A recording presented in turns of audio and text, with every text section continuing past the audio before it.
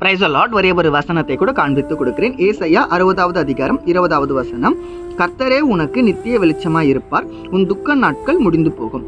இன்னைக்கு ஆண்டவர் நம்மள பார்த்தா சொல்றாரு, மகனே மகளே, உங்க துக்க நாட்கள் முடிந்து போகுது.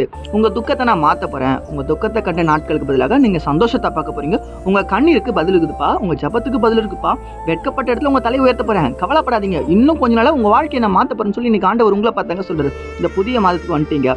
புதிய மாதத்தை எல்லாரும் சர்ச்சைக்கு போயிருப்பீங்க, வாக்குத்தத்த வசனங்களை விசுவாசிப்பீங்க. ஏப்பா எல்லா மாசமும் வாக்குத்தத்த வசனத்தை விசுவாசினா அப்ப ஏன்பா என் வாழ்க்கையில் எதுவுமே நடக்க மாட்டேன்னு சொல்லி நீங்க நிறைய பேர் ஒரு கேள்வி இருக்கும் பார்த்தீங்களா? ஏன் தெரியுமா அந்த கேள்வி வருது? நம்ம வாக்குத்தத்தன்னு ஒரு வசனம் எடுத்துருக்கு, அந்த வசனத்தின்படி நம்ம வாழ்க்கை இருக்கு, நம்ம நம்புறோங்க. ஆனா இந்த பைபிள் வசனத்தின்படி நம்ம வாழ்றோமா? யோசிச்சு பாருங்களேன். டெய்லியும் பைபிள் படிக்கிறோமா, ப்ரேயர் பண்றோமா, பரிசுத்தமா வாழ்றோமா, ஆண்டவருக்கு பிடிச்ச காரியத்தை கொஞ்சமாவது செய்யணுமா? கிடையாது. ஆனா ஏசப்பா எனக்கு பிடிச்சது எல்லாத்தையும் செய்யணும் ஆசைப்படுறோம். ஆசைப்படுறதுல தப்பு இல்லைங்க. கர்த்தர் நமக்கு நித்திய வெளிச்சமா இருந்தா கண்டிப்பா நம்ம துக்க நாட்கள் இந்த செகண்ட் மாறுங்க. விசுவாசிக்கிறீங்களா? அப்ப நீங்க என்ன பண்ணும்? கர்த்தரை நீங்க முழுமையை ஏற்றுக்கொண்டு அவரை பின்பற்றி நடக்கிற பிள்ளையா இருக்கணுங்க. பேதுரு மீன் பிடிக்கிற வேலை செய்யறவர் தான், ஆனா அவரை ஆண்டவர் மாத்தினாரு, ஆண்டவருடைய அசிஸ்டண்டா வச்சாரு.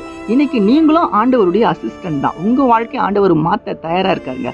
உலகத்தை திருப்புற ஒரு மாற்றத்தை பேதுரு கிட்ட கொடுத்தாருல, உங்ககிட்ட ஏசப்பா கொடுக்க போறாரு. அதை விசுவாசத்தோட ஏற்றுக்கொள்ளுங்க.